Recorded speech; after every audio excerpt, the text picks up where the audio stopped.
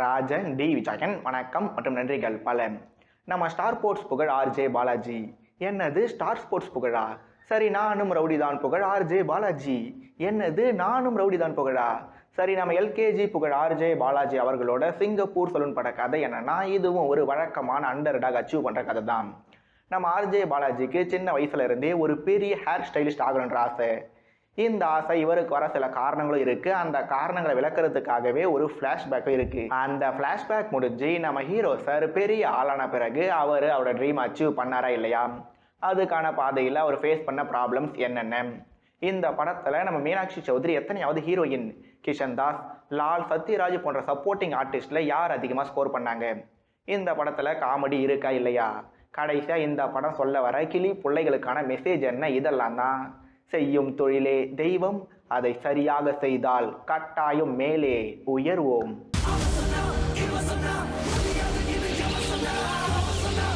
Friend love matter feel ஆயிட்டாப்ல, off சாப்பிட்டா cool ஆயிட்டாப்ல. ஃப்ரெண்டு லவ் மேட்ரு ஃபீல் ஆயிட்டாப்ல, ஆஃப் சாப்பிட்டா கூல் ஆயிட்டாப்ல.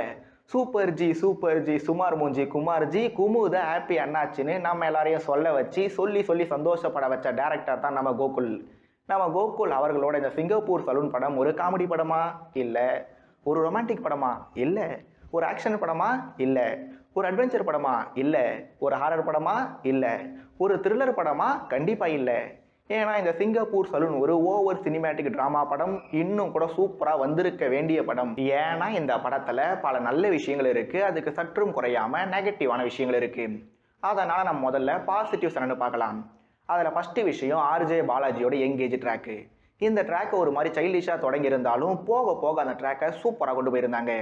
எஸ்பெஷலாக நம்ம ஆர்ஜே பாலாஜிக்கு ஏன் முடி வெட்டணுன்ற ஆசை வருதுன்னு காட்ட ஒரு சீனை வச்சுருப்பாங்க. இதே மாதிரி சீனை நாம் போராளி மாதிரி பல படங்களில் பார்த்துருப்போம். பட் இந்த படத்தில் வந்த அந்த சீன் சான்ஸே இல்லை. அடுத்து படத்தோட நெக்ஸ்ட் பாசிட்டிவ், செகண்ட் ஹாஃபில் வந்த அரவிந்த் சுவாமியோட ஸ்மால் செஜ்மெண்ட்டு சென்சேஷனல் செஜ்மெண்ட்டு. அரவிந்த் சுவாமி இவங்க ஒரு காடு ஃபிகராக காட்ட ட்ரை பண்ணாங்களா, இல்லை வேறு விதமாக கன்வே பண்ண ட்ரை பண்ணாங்களான்னு எனக்கு தெரியல. பட் அவர் வெறுமனே ஒரு 5 நிமிஷம் கிட்ட தான் இந்த படத்தில் வந்துட்டு போயிருப்பார்.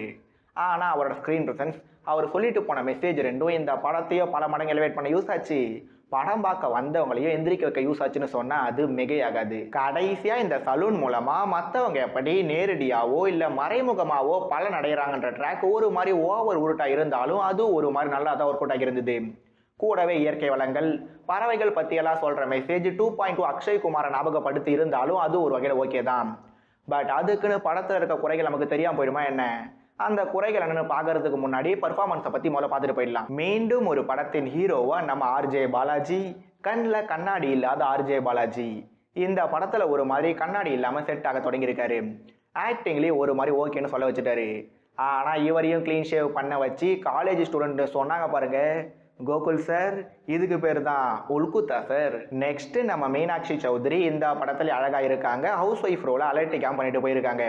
சத்யராஜ், லால், கிஷன் தாஸ், தலைவாசல் விஜய் போன்றவங்க கொடுத்த ரோல் என்ன பண்ண முடியுமோ அதை சீரும் சிறப்பாக பண்ணிட்டு போயிருந்தாங்க.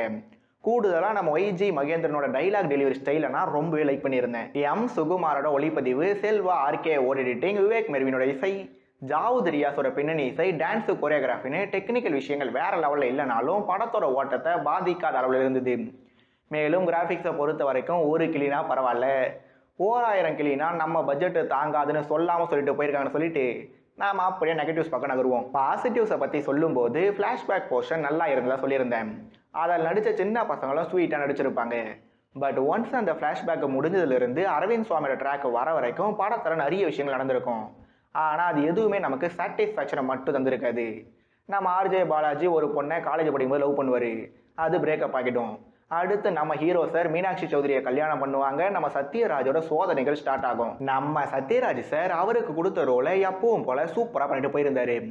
ஆனால் கொடுக்கப்பட்ட ரோலு சூப்பராக இல்லை. எஸ்பெஷலாக ஓசியில் 4 பீரு கூடி போதியில் கொடுக்கப்பட்ட செக்குன்னு இந்த ட்ராக்கே படத்தோட ஃப்ளோவை காலி பண்ணிட்டு இருக்கும்போது இன்டர்வியூவில் விட்டாங்க.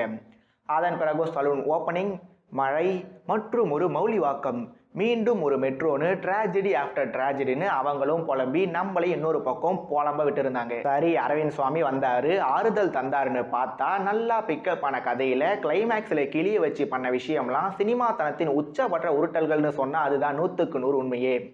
பட் படத்தை ஓப்பன் பண்ண இடத்துலயே முடிச்சு லால் மூலமா கடையை மறுதிறப்பு பண்ண வரைக்கும் மகிழ்ச்சி. அதனால ஆக மொத்தம் இந்த சிங்கப்பூர் சலூன் ஆர்ஜே பாலாஜி மற்றும் கோகுல் 2 பேரோட தி பெஸ்ட்டும் இல்லை தி ஒஸ்ட்டும் இல்லை.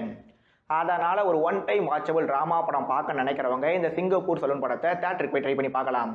பட் எனக்கு கடைசரிக்க புரியாத விஷயம் என்னன்னா, இந்த படத்தை எடுத்த மாதிரியே ஸ்கிராப் பண்ண சொல்லி நம்ம ஆர்ஜே பாலாஜி ப்ரொடியூசர் கிட்ட சொன்னதா தகவல்.